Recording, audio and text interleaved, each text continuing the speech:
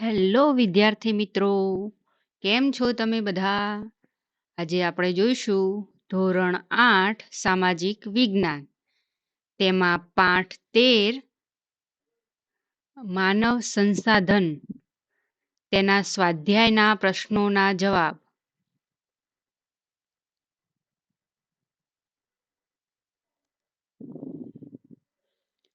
પ્રશ્ન નંબર 1. નીચેના પ્રશ્નોના ઉત્તર આપો.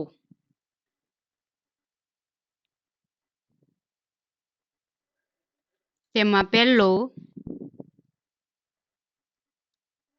વસ્તીને એક સંસાધન તરીકે કેમ સમજવામાં આવે છે? તેનો જવાબ આવશે માનવ સંસાધન વસ્તી જ રાષ્ટ્રનું સૌથી મોટું સંસાધન ગણાય છે. પ્રકૃતિની ભેટ ફક્ત એ સમયે જ મહત્વની હોય છે જ્યારે તે લોકો માટે ઉપયોગી હોય છે. લોકો પોતાની જરૂરિયાતો અને યોગ્યતાઓને સંસાધનોમાં પરિવર્તિત કરે છે. આ પ્રકારે માનવ સંસાધન જ અંતિમ સાધન છે. સ્વસ્થ, શિક્ષિત અને પ્રેરણાદાયી લોકો પોતાની જરૂરિયાતો પ્રમાણે સંસાધનોનો વિકાસ કરે છે.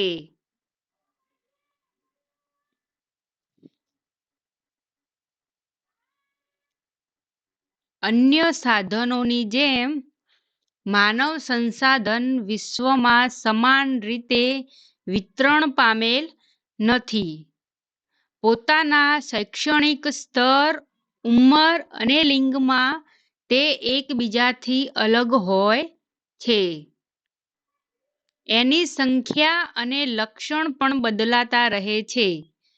માટે વસ્તીને એક સંસાધન તરીકે સમજવામાં આવે છે.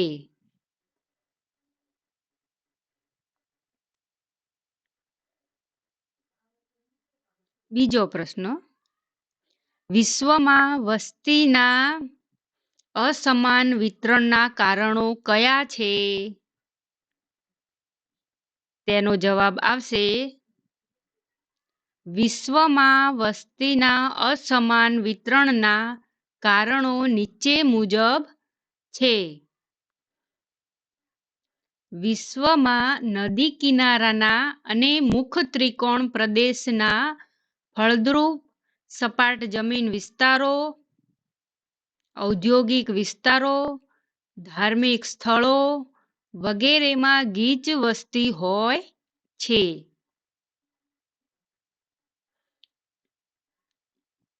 ઊંચા પર્વતો, ખૂબ અસમતલ ભૂપૃષ્ઠ, બહુ ભારે વરસાદના પ્રદેશો, ગીચ જંગલો, દલદલવાળા પ્રદેશો, ખારા પાટેના વિસ્તારો તેમજ રણ પ્રદેશો જ્યાં ખેત ઉત્પાદન માટે પ્રતિકૂળ પરિસ્થિતિ છે, ત્યાં વસ્તીની ગીચતા ઓછી હોય છે.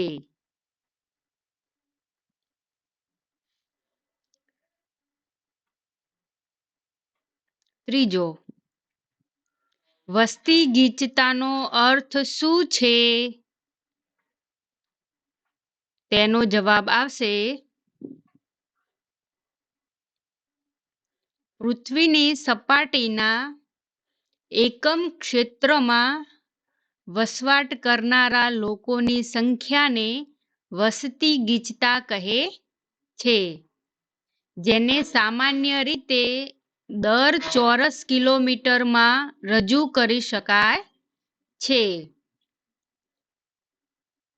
વસ્તી ગીચતાને આ સૂત્ર પ્રમાણે પણ દર્શાવી શકાય છે. વસ્તી ગીચતા બરાબર દેશની કુલ વસ્તી વત્તા દેશનું કુલ ક્ષેત્રફળ. ભારતની સરેરાશ વસ્તી ગીચતા 2011ના વર્ષ પ્રમાણે 382 છે, જ્યારે વિશ્વની સરેરાશ વસ્તી ગીચતા 54 વ્યક્તિની છે. સૌથી વધારે વસ્તી ગીચતા દક્ષિણ મધ્ય એશિયામાં છે. ચોથો, વસ્તી વિતરણને અસર કરનાર કોઈ બે પરિબળોની ભૂમિકાનું વર્ણન કરો. તેનો જવાબ આવશે પહેલું, ભૌગોલિક પરિબળો.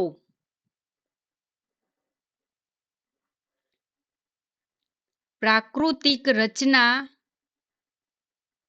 માનવી હંમેશા પર્વતો અને ઉચ્ચ પ્રદેશોની સરખામણીએ મેદાની વિસ્તારોમાં રહેવાનું વધારે પસંદ કરે છે,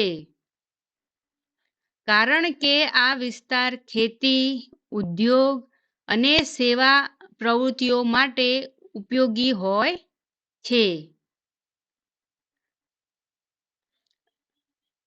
ગંગાના મેદાન વિશ્વના સૌથી વધારે ગીચ વસ્તી ધરાવતા વિસ્તાર છે, જ્યારે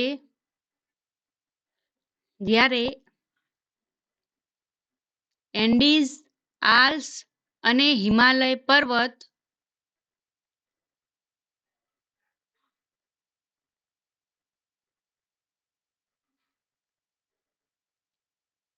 વિસ્તારમાં નહિવત વસ્તી વસવાટ કરે છે. આબોહવા. વસ્તી સામાન્ય વિષમ તીવ્ર આબોહવા એટલે કે ખૂબ ગરમ અથવા ખૂબ ઠંડા વિસ્તારો, જેમ કે સહારાનું રણ, રશિયાનો ધ્રુવ પ્રદેશ, કેનેડા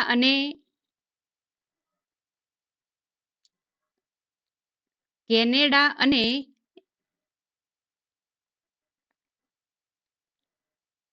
એન્ટાર્કટિકમાં વસવાટ કરવાનું પસંદ કરતી નથી. જમીન. ફળદ્રુપ જમીન ખેતી માટે ઉપયોગી હોય છે. ભારતમાં ગંગા અને બ્રહ્મપુત્ર, ચીનમાં હવાંગ હો અને ચાંગજિયાંગ તથા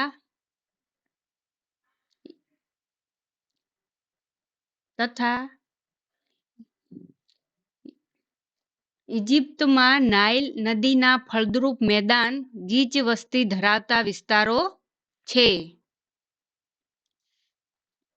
જળ. વસ્તી આવા ક્ષેત્રમાં વસવાટ કરવા પ્રાથમિકતા આપે છે, જ્યાં બિન-ક્ષારીય જળ સરળતાથી ઉપલબ્ધ હોય છે. વિશ્વની નદી ખીણો ગીચ વસવાટ ક્ષેત્ર ધરાવે છે, જ્યારે રણ વિસ્તારો ખૂબ ઓછી વસ્તી ધરાવે છે. ખનિજ. ખનિજ સંસાધનવાળા વિસ્તારો વધુ વસ્તી ધરાવે છે. દક્ષિણ આફ્રિકાની હીરાની ખાણો અને મધ્ય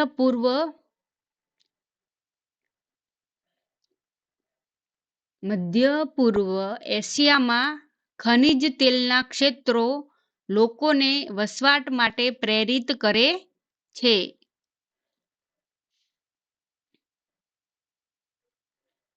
બીજું, સામાજિક, સાંસ્કૃતિક અને આર્થિક પરિબળો. સામાજિક પરિબળ. સારા રહેઠાણ, શિક્ષણ અને સ્વાસ્થ્યની સગવડોના વિસ્તારો વધુ ગીચતાવાળા છે. દાખલા તરીકે પુણે. સાંસ્કૃતિક પરિબળ. પરિવાર, ધર્મ અને સાંસ્કૃતિક મહત્વ ધરાવતા સ્થાન વસ્તીને આકર્ષિત કરે છે. વારાણસી, જેરુસલેમ અને વેટિકન સિટી એના ઉદાહરણો છે. આર્થિક પરિબળો. ઔદ્યોગિક વિસ્તાર રોજગારીની તક ઊભી કરે છે. વસ્તી મોટી સંખ્યામાં આ વિસ્તારો આકર્ષિત થાય છે. જાપાનમાં ઓસાકા અને ભારતમાં મુંબઈ બંને ગીચ વસવાટના ક્ષેત્રો છે.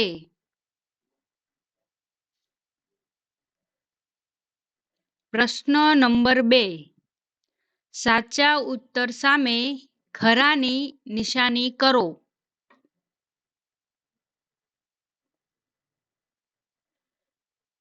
પહેલું, વસ્તી વિતરણ શબ્દનો અર્થ છે. તેનો જવાબ આવશે કોઈ આપેલા ક્ષેત્રમાં લોકો કયા સ્વરૂપે ફેલાયેલા છે.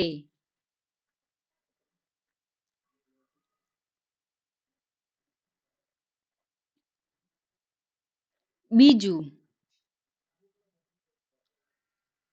એ 3 મુખ્ય પરિબળો કયા છે જેમાં વસ્તીમાં પરિવર્તન થાય છે. તેનો જવાબ આવશે જન્મ, મૃત્યુ અને સ્થળાંતર.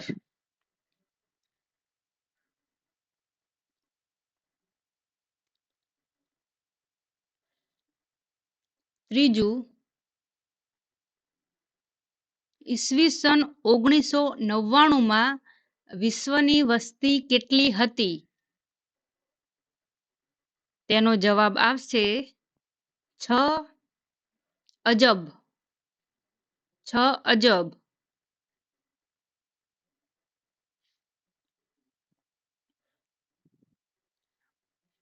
પ્રશ્ન નંબર 3. સંકલ્પના સમજાવો.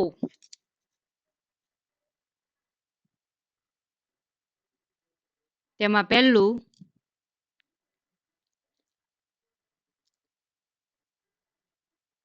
જાતિ પ્રમાણ.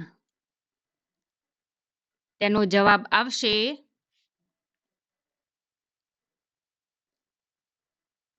પ્રતિ 1000 પુરુષોની વસ્તીમાં સ્ત્રીઓની વસ્તીને સ્ત્રી પુરુષનું પ્રમાણ કહે છે. આપણા દેશમાં પુરુષોનું પ્રમાણ વધારે છે. 20મી સદીની શરૂઆતમાં ભારતમાં સ્ત્રી પુરુષનું પ્રમાણ દર 1000 પુરુષે 972 સ્ત્રીઓનું પ્રમાણ હતું. પછીના દશકાઓમાં તે દર ઘટતો ગયો. છેલ્લા દશકામાં તેમાં થોડો સુધારો થયો છે. ઈસવીસન 2011માં વધીને 943 થઈ ગયો છે. કેરળ રાજ્યમાં 1084 અને પુડુચેરીમાં 1037 સ્ત્રી પુરુષનું પ્રમાણ છે. બીજું, સાક્ષરતા. તેનો જવાબ આવશે 7 વર્ષ કે તેનાથી વધુ વય જૂથની કોઈ પણ વ્યક્તિ કોઈ પણ એક ભાષા વાંચી લખીને સમજી શકતી હોય તો તે સાક્ષર કે અક્ષર જ્ઞાન ધરાવતી વ્યક્તિ ગણાય છે. ભારતમાં સાક્ષરતાનો દર 5% વધીને 74.4% થઈ ગયું છે. આપણા દેશના લગભગ 82.1% પુરુષ તથા 65.4% મહિલાઓ આજે સાક્ષર છે. બીજા શબ્દોમાં આપણા દેશના આશરે પુરુષ અને અડધાથી વધુ મહિલાઓ સાક્ષર છે. કેરળમાં સાક્ષરતા 94% છે, જે બધા રાજ્યોથી વધુ છે અને તેના પછી 92.3% સાથે લક્ષદ્વીપ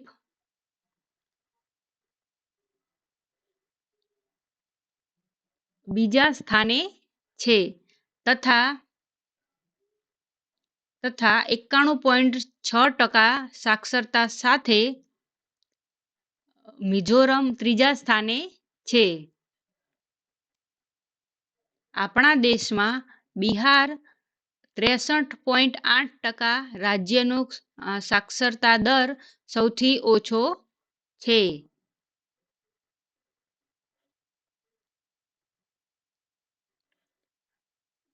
ત્રીજું, વસ્તી ગીચતા. તેનો જવાબ આવશે પૃથ્વીની સપાટીના એકમ ક્ષેત્રમાં વસવાટ કરનારા લોકોની સંખ્યાને વસ્તી ગીચતા કહે છે, જેને સામાન્ય રીતે દર ચોરસ કિલોમીટરમાં રજૂ કરી શકાય છે. વસ્તી ગીચતાને આ સૂત્ર પ્રમાણે પણ દર્શાવી શકાય છે.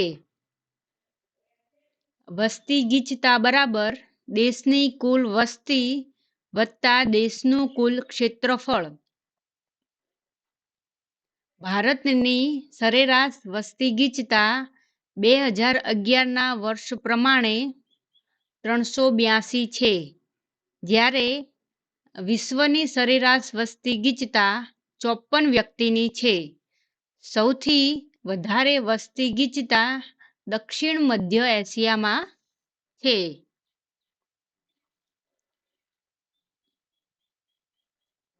પ્રશ્ન નંબર 4, ખાલી જગ્યા પૂરો.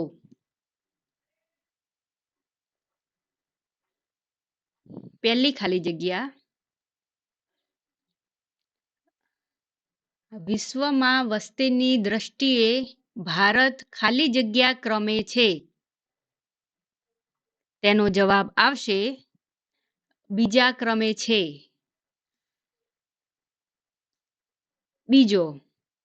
બીજી ખાલી જગ્યા, ભારતમાં સ્ત્રી પુરુષનું પ્રમાણ દર ખાલી જગ્યા છે. તેનો જવાબ આવશે 1000 પુરુષોએ 943 સ્ત્રીઓ. ત્રીજી ખાલી જગ્યા, ભારતમાં ખાલી જગ્યા રાજ્યમાં સાક્ષરતાનો દર સૌથી વધુ છે. તેનો જવાબ આવશે કેરળ. ચોથી ખાલી જગ્યા, ગુજરાતમાં વસ્તી ગીચતાનું પ્રમાણ ખાલી જગ્યા છે. તેનો જવાબ આવશે 308.